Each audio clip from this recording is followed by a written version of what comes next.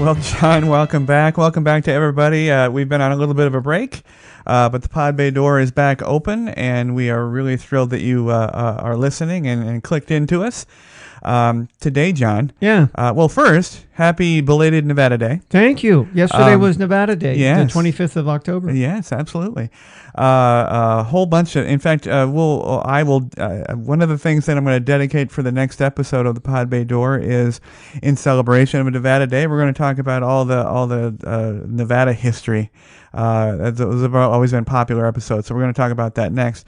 So Nevada Day, Golden Knights. Yeah. Lost. Yeah. On Nevada Day. On Nevada Day. At so home. Unfortunately. Now are you you're not a Duck fan. Who are I'm a Sharks fan. Sharks, that's right. Yeah, I'm a Sharks fan. That's right. Now the Sharks and Knights play?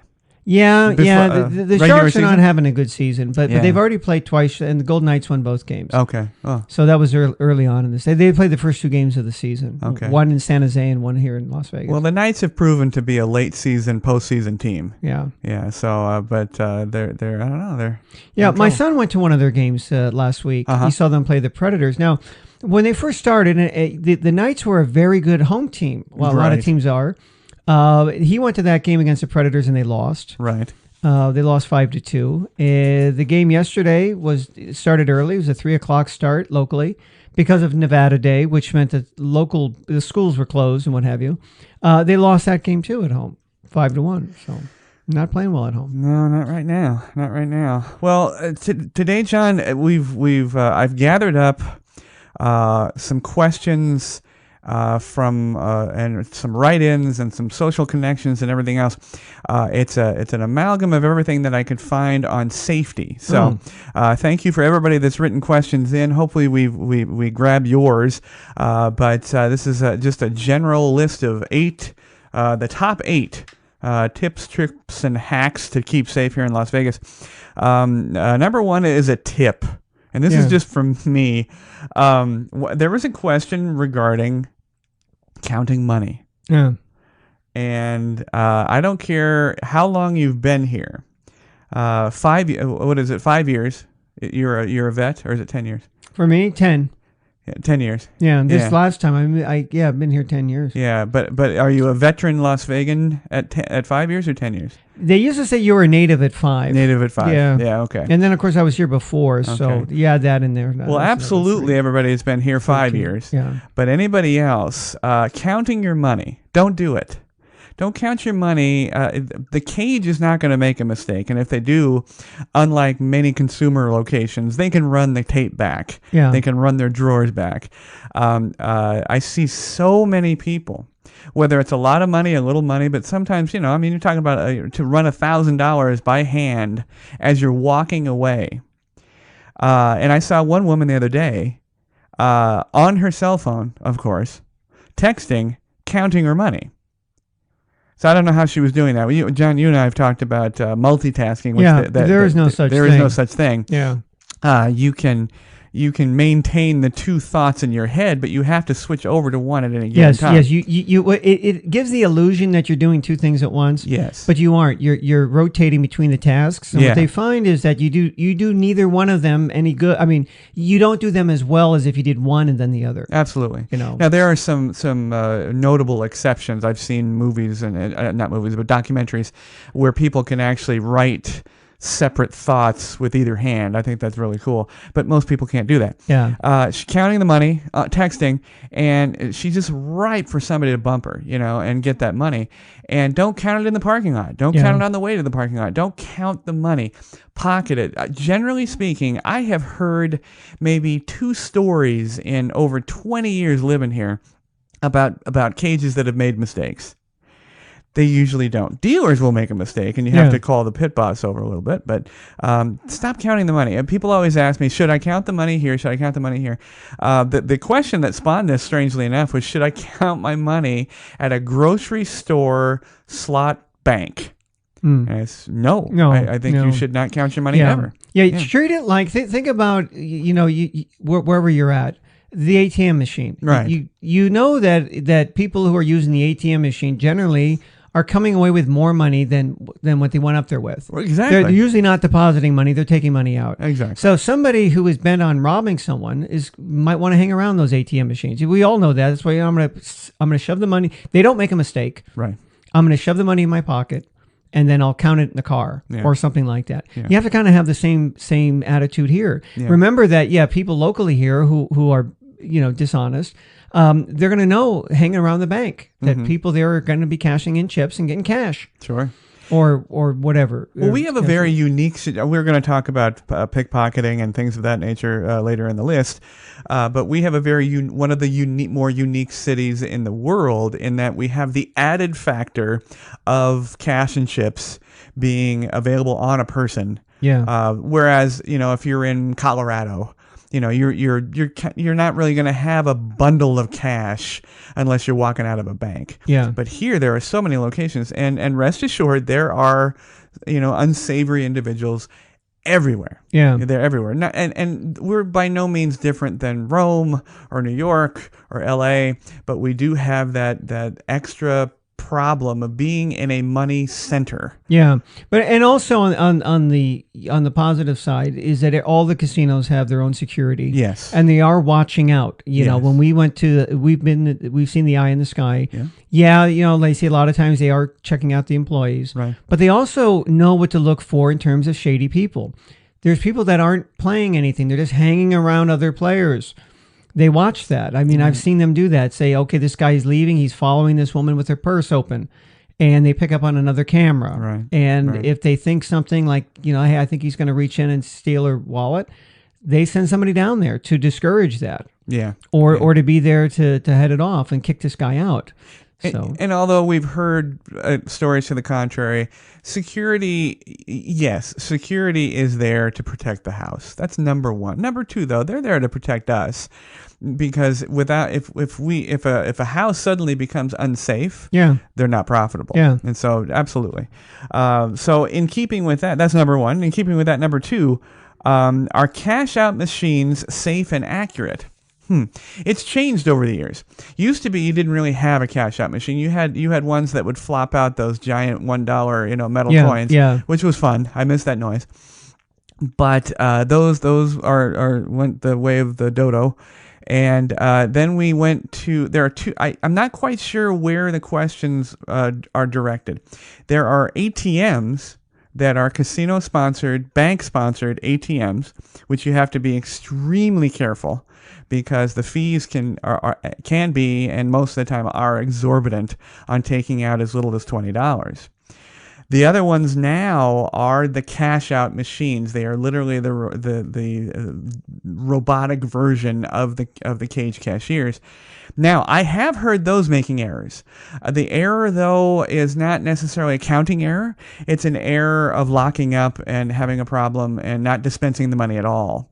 However, that's very easily dealt with. You just go to the cage and ask for a cage supervisor, and then now you've lost some time at that point, because they have to deal with it. They have to open the machine, find out what the problem is. As you mentioned, the eyes in the sky, they're going to have to run that and make sure that you're not running a line on them. But are they safe? Yeah, I believe so. Again, though, they're as safe as you make yourself at the machine. Because that is one of the problems, is that, like you said, people, you're not going there to turn in money, you're going there to retrieve money. Yeah. And the dispensing of money is limited, just like an ATM. I believe it's 500 at a time. You can do it multiple times a day. But in general, I'd say they were safe. Yeah. Yeah, I think so. Okay. Now here's the one that makes my stomach churn. And pickpockets. Oh, yeah. Do we have them? Absolutely. Yeah. Do we have a glut of them? Probably. Are we worse than any other city on the planet? No. I think we're exactly the same, even though we're in a money central. Now here's some tips.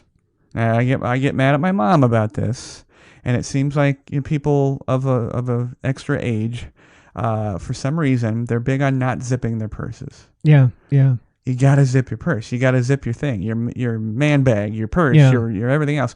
Thing about wallets, You carry your wallet in your back pocket? Do you carry a wallet? Excuse me. Yeah, I do carry a wallet. Now, generally speaking, if I don't keep that much money in it.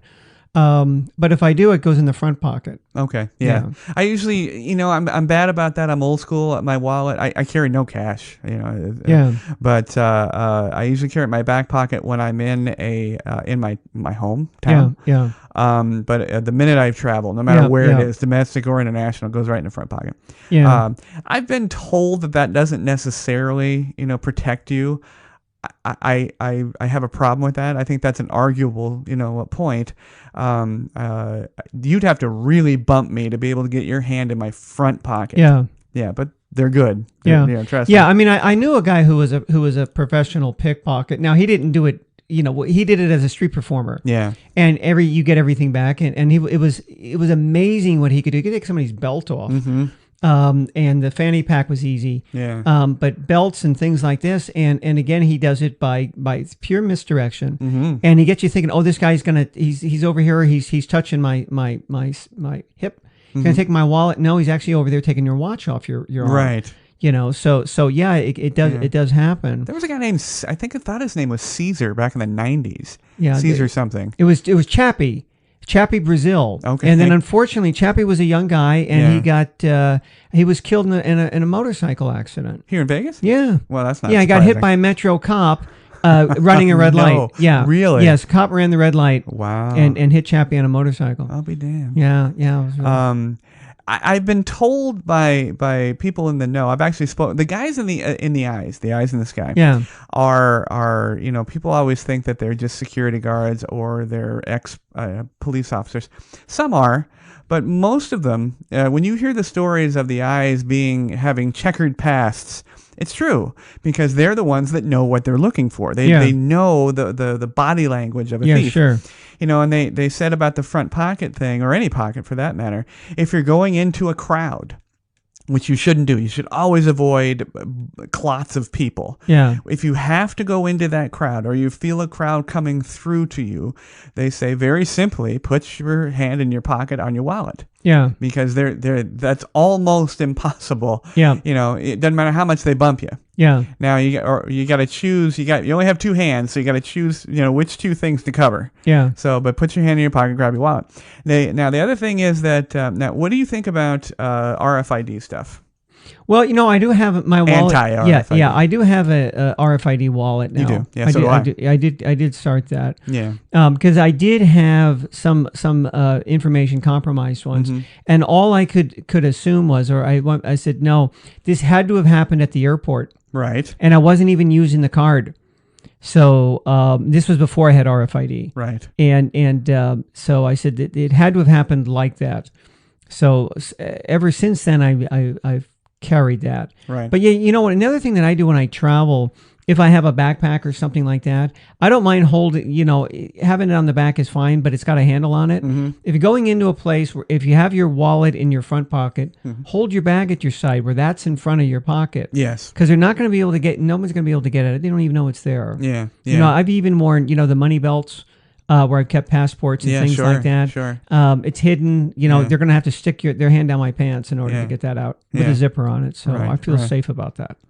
Right. Well, unless you're in Hong Kong. So. Yeah. Where I have been. Yeah. Where you requested. Yeah. Well, the other thing also that makes people an easy mark is of course the drinking. People are, when they're drunk. Oh gosh, yes. Even if they're not passed out, which they could be, that means they're easy to roll. But still, they're just not all there. No, and I know it's almost impossible. There's a lot of individual travelers here. Yeah. They're business people. They're here for conferences, and you have a little bit too much. But if at all possible, you got to have a buddy. Yeah, it really is like the buddy system and the shark thing. Yeah, you got to have somebody that's going to be able to watch out for you if you plan on getting just loaded. Yeah, it was funny when I was in the Mandalay Bay in August for Psycho Las Vegas. I was walking, and a few feet in front of me, some fat chick takes a spill. She falls down, and she immediately jumps up and tells her friend, "I'm not drunk." Right now, she couldn't get drunk anymore because her drink was all over the floor. Right. And she said that she tripped or something. Okay, fine, whatever. So I'm up there yesterday on this strip, and I'm over there by Caesars in the front, and I hear a splat, And I look, another fat chick falls over. She was with a guy laying there. No, she was hammered because she couldn't get up. Right. I mean, she was getting up. It wasn't like she hit her head or something and was no. She was on her ass because of her balance, because she was drunk, and it was 2:30 in the afternoon. So that's the other thing here is that it's not always a thing that happens at night or after 11 o'clock. No, very People true. are drunk, 24/7. I've seen it downtown, middle of the daytime, guys falling over drunk. So RFID, yes, I have wallets of that nature. I have backpacks with RFID pouches. Yeah. I do believe in it. For people who don't know, RFID is radio frequency identification, meaning that they have developed a technology to where all they just need to do is, if you don't have any protection of your credit cards, they can actually just pass right on by and grab the signal from the credit card. It's a ping system. Yeah. And it's actually quite scary, but these RFID things do work. Now, I don't know about the little crappy ones you get in the dollar store. I buy what I think are the good ones, but definitely something to have here. I have it all traveling. Another thing, because women are so bad with their purses, we have a rash of what they call cut and runs, which is they take a knife, cut the purse, cut the backpack, whatever, cut it right off your arm and run. It's as low tech as it can be. Well, I can guarantee you, because I've purchased them, there are no cut backpacks, no cut purses, and what it is the strap of the purse, strap of the backpack, any strap, is then sewn into with a high tensile steel cable. Yeah. And they can't kind of like a tire. Exactly. They just can't run by and cut. Which sometimes now, the bad part about that is, which I didn't realize, is that when it's a run, cut, run again, and that's how they do it. And what the bad part of it, or sometimes they sneak up and cut them and then very slowly take it off you. Bad part is if they hit that cable, the knife will get stuck. And then it's you and the dude, with a stuck knife, and he didn't know what to do. Yeah. And so he's going to probably do almost anything to get out of there. So you got to be very careful. Again, though, like you said, one technique I think that is still used, still safe, and still good, especially for European travel, is put that backpack on your chest. Yeah. I know it's a pain in the ass and you look like a knob, but it's the best thing. Put your hand in your wallet, put your backpack in front of you, and you look like a pregnant chick. But yeah. So number 4, this is the best one. I never even thought about this, but because we know too much, our social media is so intrusive that we know every problem that ever happens in amusement parks. One question that kept happening: are the roller coasters safe in Vegas? Yeah. As safe as any other roller coaster. Yeah.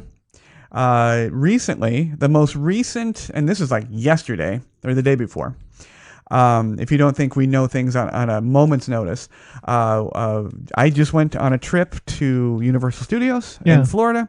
They have a wonderful roller coaster called the Rip Ride Rocket. Well, of course, the things happen. It happens. Well, the something went wrong. It malfunctioned. The car was on the apex of the big hill. Yeah. And had to stop. Well, of course, what did the social media report say? Desperate travelers rescued from the Rip Ride Rocket.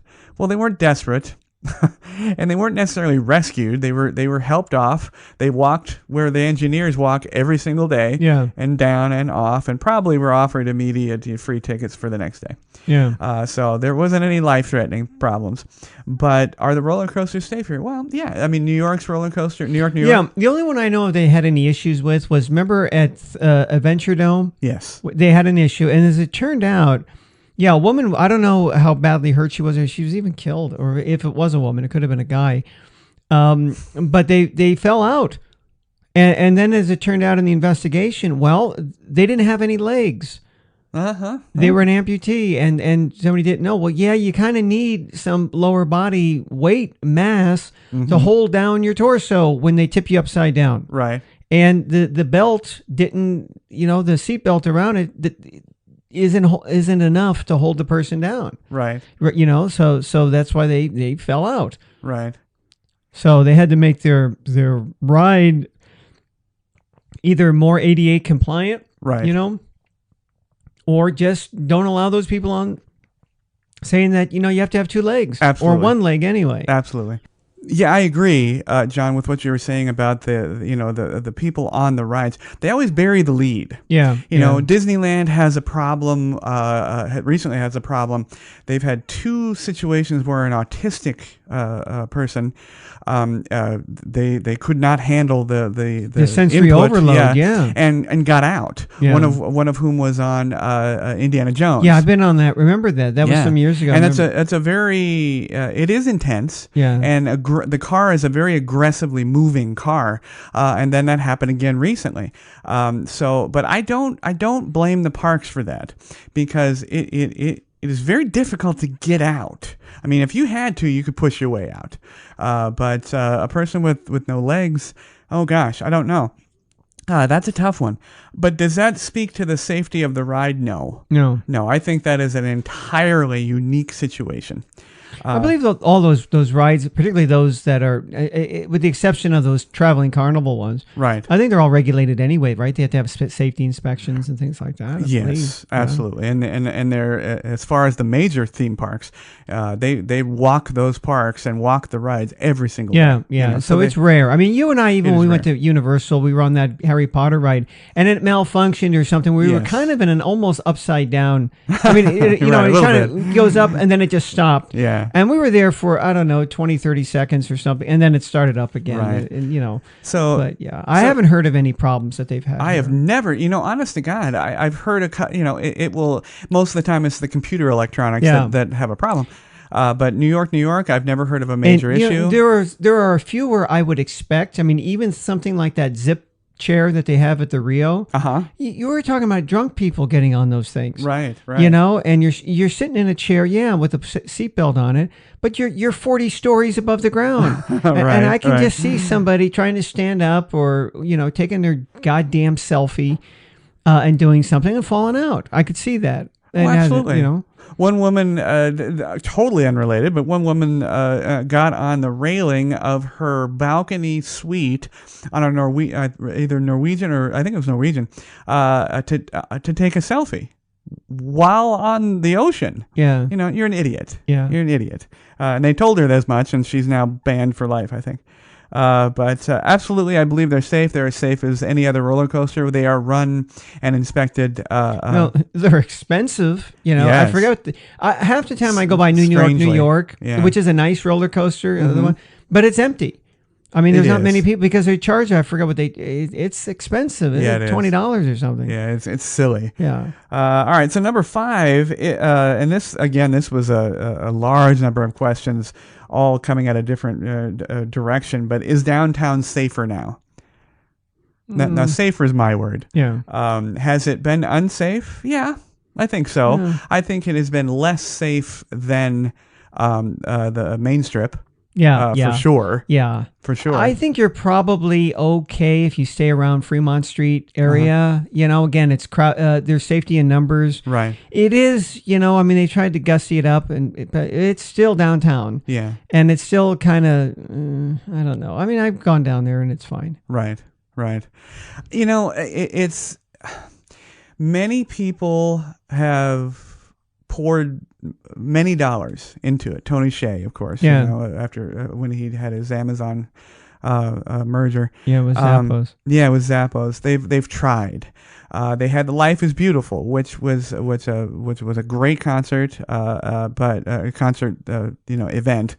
But the downtown is just not great. No. Again, I said that before early on in the podcast. It reminded me of I meant Charo, right? Charo looked great from a distance until you got up close. Yes. And I kind of think downtown, they might have changed the sign, and got a new sign, but it's still the same place. They called, the Fitzgerald's is what they called the D. The D, You go inside, it's still the Fitzgerald's. They just painted it. And downtown Grand is actually quite a nice place. Yeah. All the classics. Now, this is not to say that if you're looking for something a little less polished, like the Venetian, like Caesars, like MGM, downtown is great. If you want to see sort of a pure Vegas that existed many years ago, go into the Four Queens. It's still, yes, exactly. Yeah. It still has the flavor of of old Vegas. Yeah, it does. Yeah. Where you walk in and it's there's a smell, not a bad smell,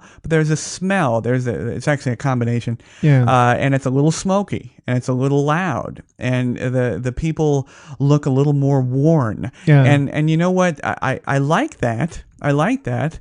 Not all the time. And, it's a place where the poker rooms are still, catered to poker players. Yeah. Yeah. Not these online schmucks. Yeah. Yeah. And Horseshoe. Oh my gosh. What an amazing place to, Yeah. I mean, that is true Las Vegas history. Yeah. Yeah. So, and as you go south, less and less history. Yes. Fewer and fewer buildings. They're all, and Las Vegas isn't a place that really pays homage to the past. No, we've said that before. We've said that they'll completely tear it down and rebuild it, and there's no, we're not going to acknowledge. But there are vestiges where I still see things like, of course, the fascination with Elvis.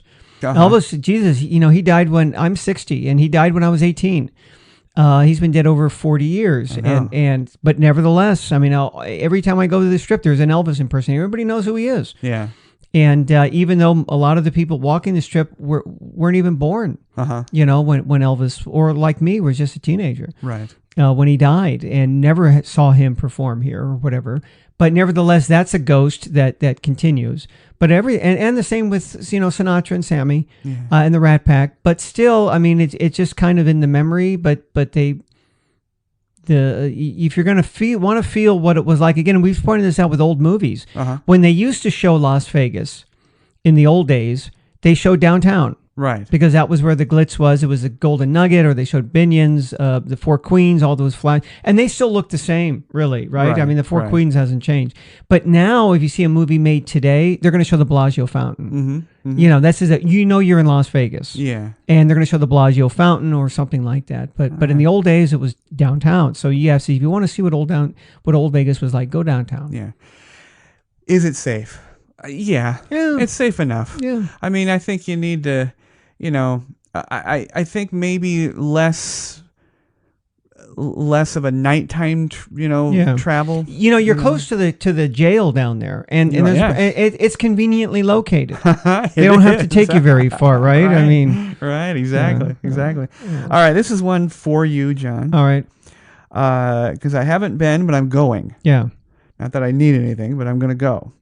Are the dispensaries safe? Oh yes, and with two bullet points. I'll go with you when you go. I know. Of course you would, John. Yes. And are the dispensaries safe? And then with two bullet points, is getting there safe? Mm-hmm. Are the products safe? Mm-hmm.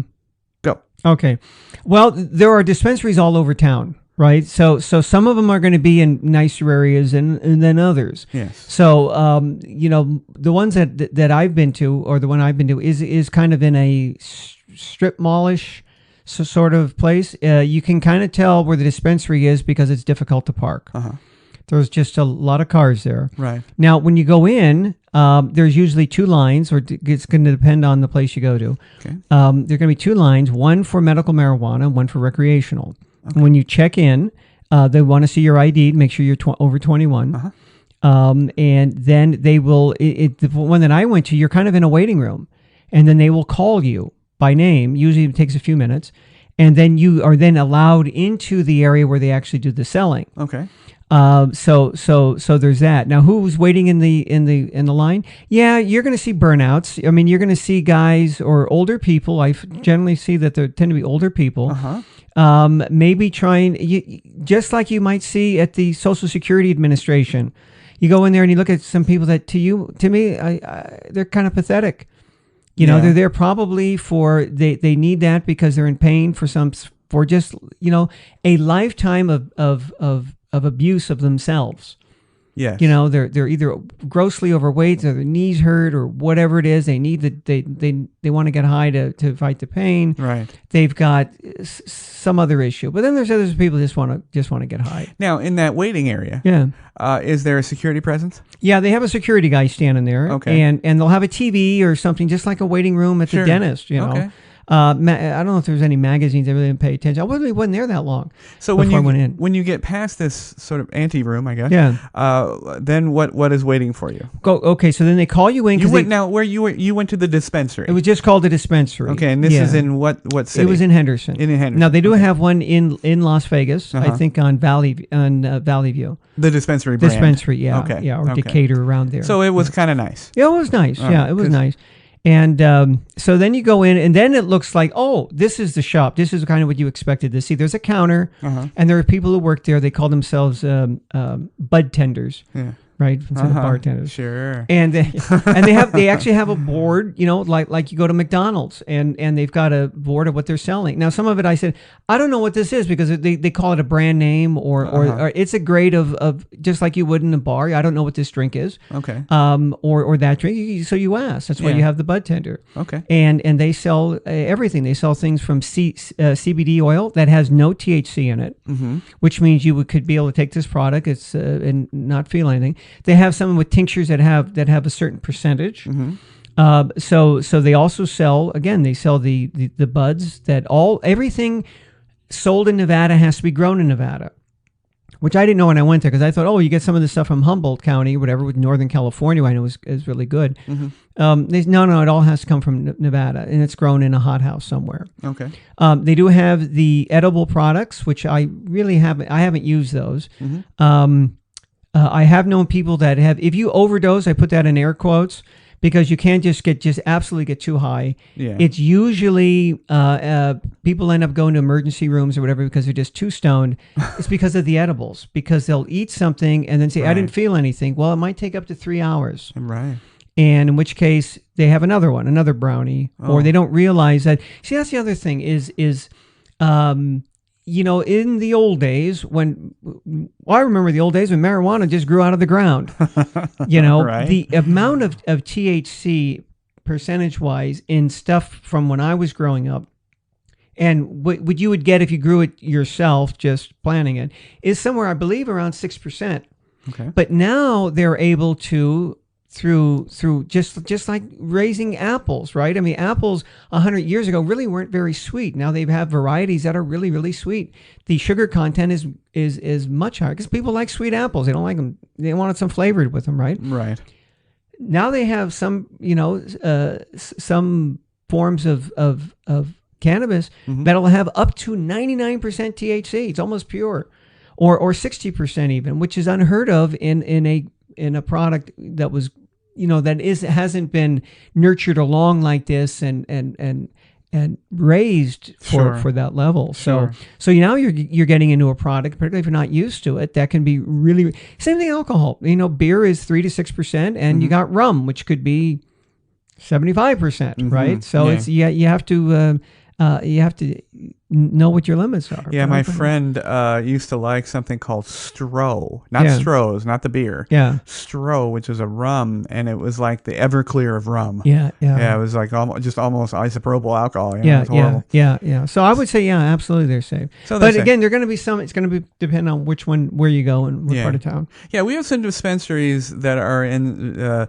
dispensaries, because there is such a buffer zone between the Strip and them. Often they're in industrial areas. Not great. Yeah. Now the Henderson one, obviously, that's a much nicer one. Yeah. But that's interesting. Okay. Yeah. All right. Perfect. Number 7 on our list is the street food and drink safe? Well, there's 2 things. I'll take this one. All right. Food sales on the Las Vegas Boulevard you will almost never see. Yeah. Unless it is sponsored by the restaurant outside or of which the hotel they're... or whatever. Exactly. Because, in fact, it is almost virtually impossible to get a food truck in town because they are so strict. Yeah. And I think the casinos lobby against that type of thing. Yeah. They're getting a little better, but you're not going to see food. Now, drink during the summer, you'll see some guys. Now, you got to be very careful. In fact, I would say absolutely don't do this. Water. There's always guys out there selling water. Yeah, and see, yeah, the thing is, you got to be careful is that they are, not very savory individuals or homeless people that have found bottles of plastic bottles, filled it up with tap, and will sell it to you for $1. I'd be very careful. So I would never drink water on the Strip. Pay the extra exorbitant awful fee inside Caesars and get water. Yeah, they even have places like CVS Pharmacy and Walgreens. You can go in there and buy something. Oh yeah, and you get to tell people that you're in the highest dollar CVS on the planet. Yeah.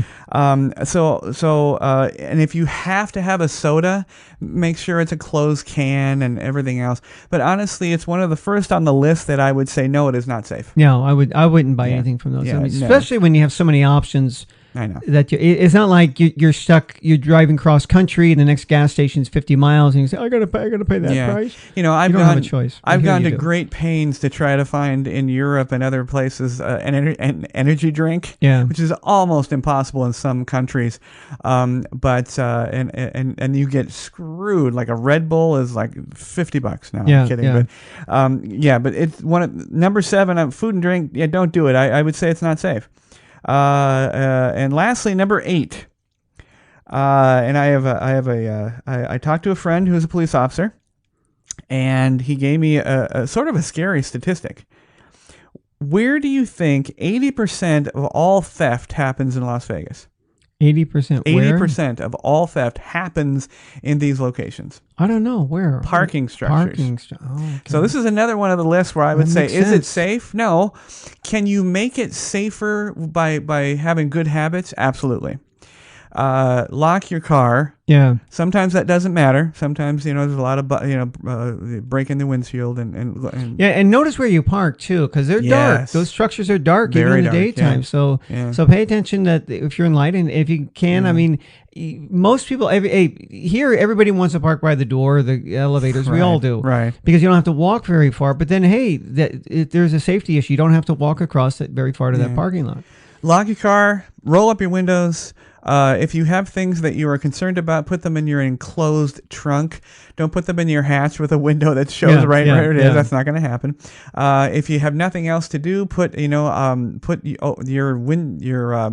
sun visor over it. Unfold that. Put your coat over it. But and look around too. Who got off the elevator with you? Yeah.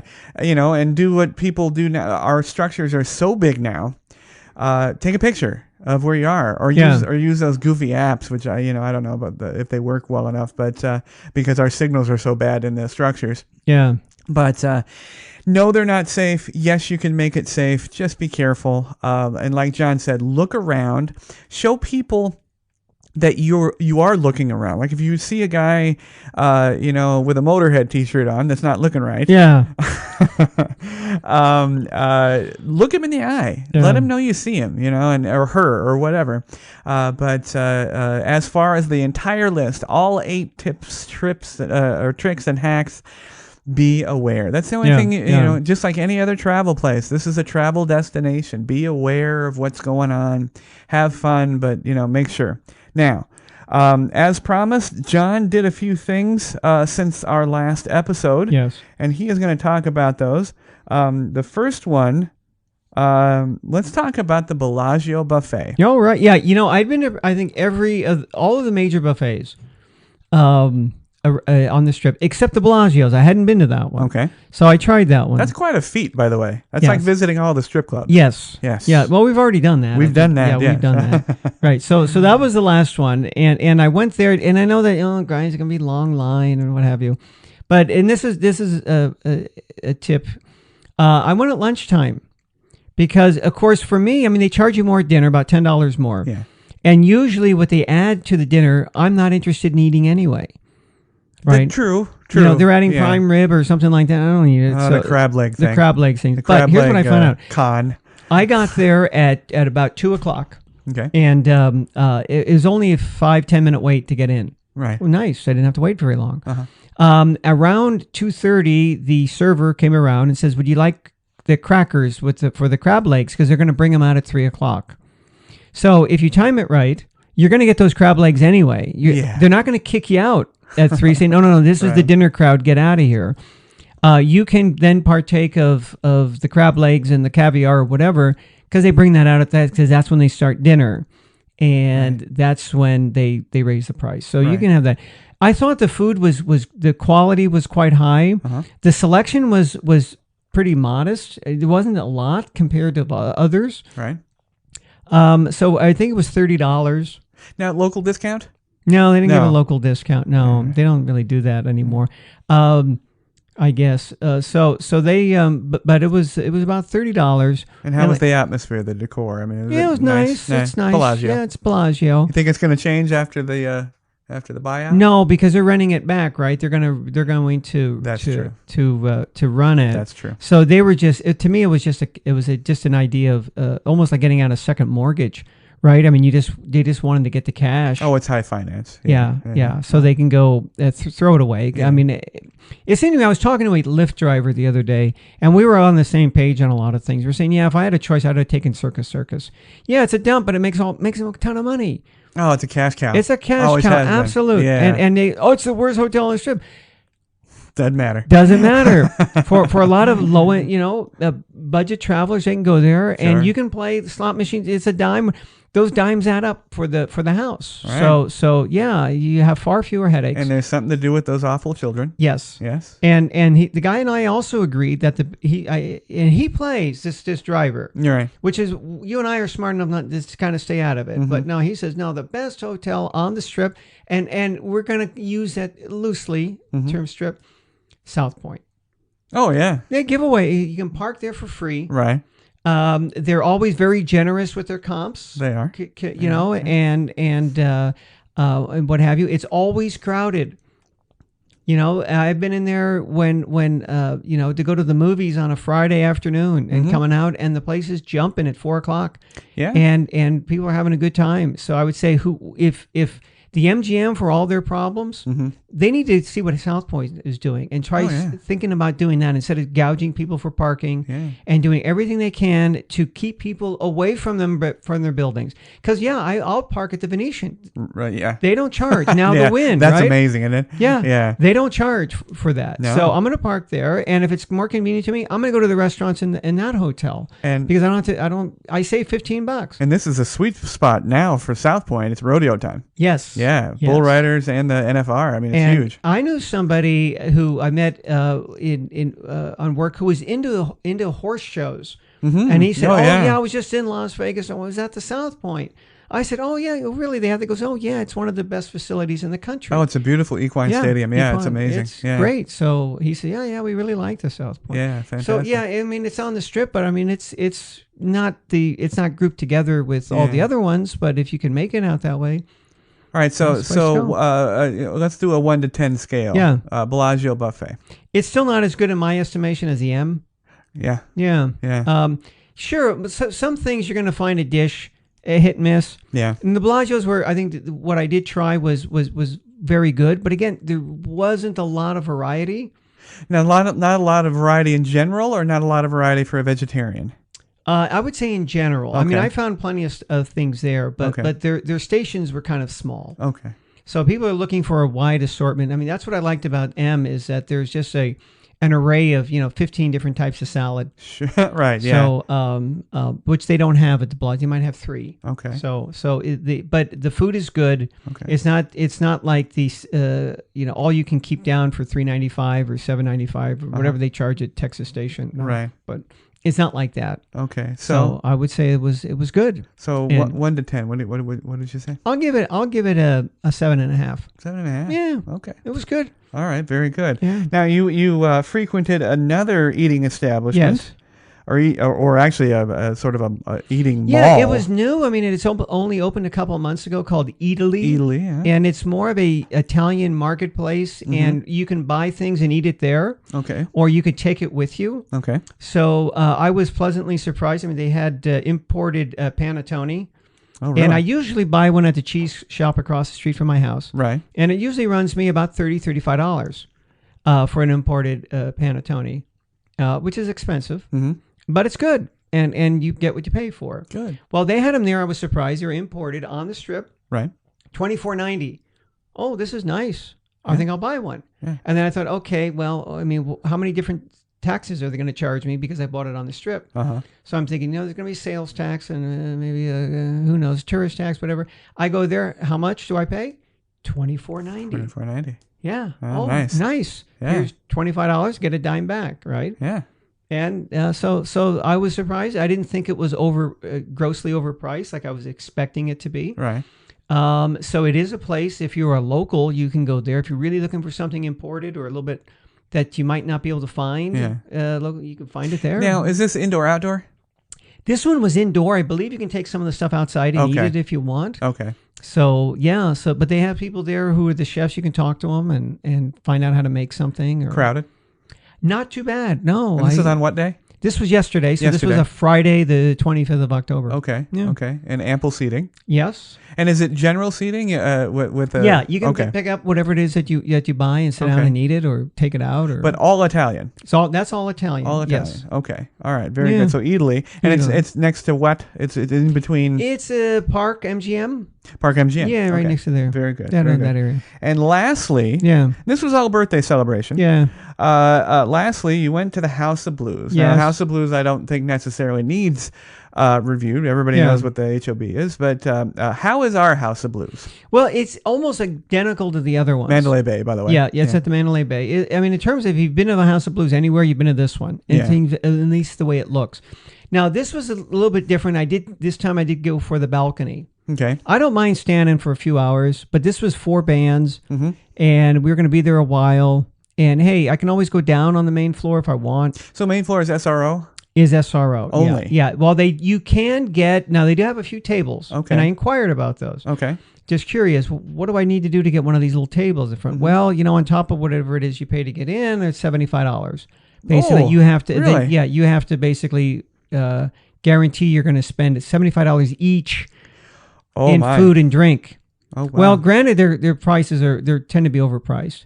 Yeah, you'll get there. You'll get there with just I'll have the nachos and that. And, oh shit, I already have that money. Nachos and water, you're there. Yeah, you're already there. So that's what that was. And I talked about it with my kid. He's going, nah, fuck them. That's just too much. Yeah. So we had the balcony. If you really want to see the show, I mean, it's comfortable up there. The seats are nice, and it isn't like you're far from the stage, but you're way up there, right? You're really looking down, like almost like a staircase. Okay. So unless you're in the front, and that's the other thing is that they have it really on the side. So you're looking at the side of the stage, which isn't good unless you can get around to the middle part. Right. And now again, you got railings there and stuff. It's okay. If you really don't like to stand, I would say it's fine to go up there. Okay. Still, though, an intimate theater.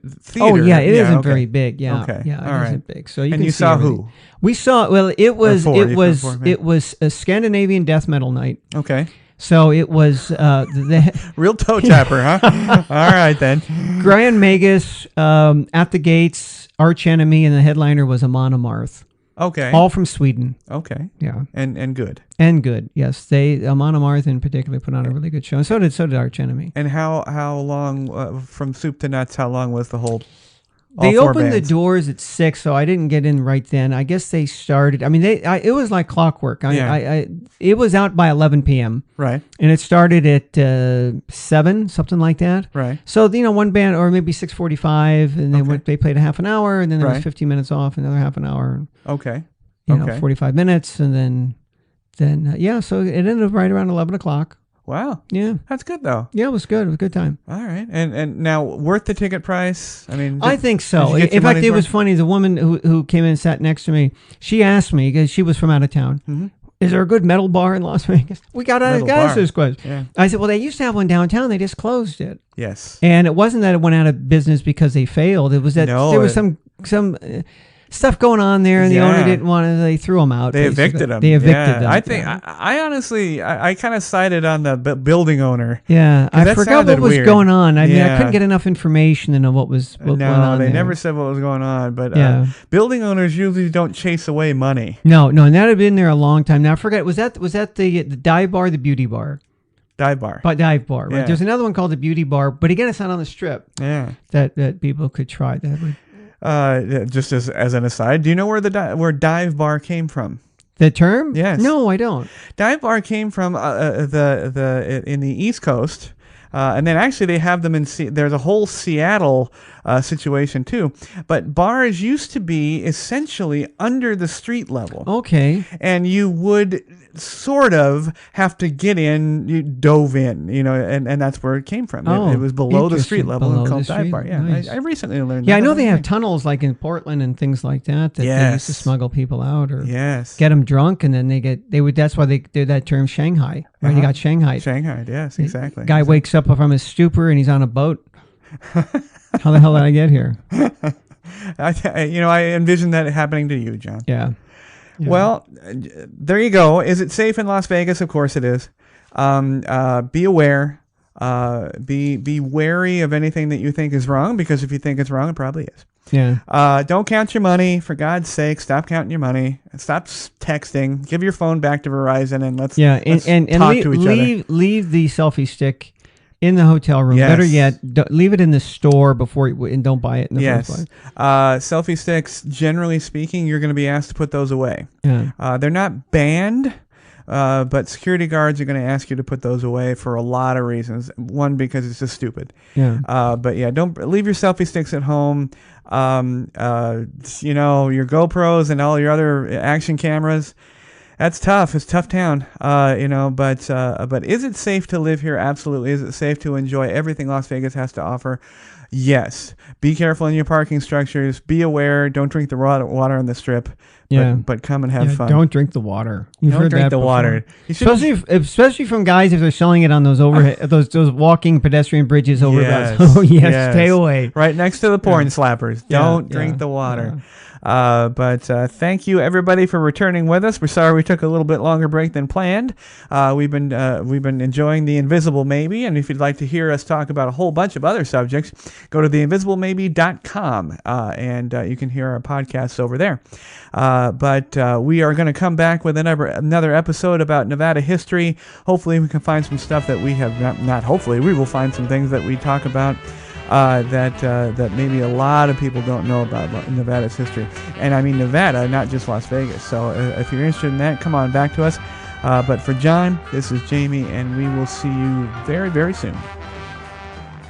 Hey everybody, thank you very much for tuning into the show. We would love to hear your show suggestions and comments. If you are watching on our YouTube channel, please click to subscribe. You can also connect with us on Facebook using @PBD Podcast, on Twitter using @TPBD Podcast, and on WordPress at thepodbaydoor.wordpress.com.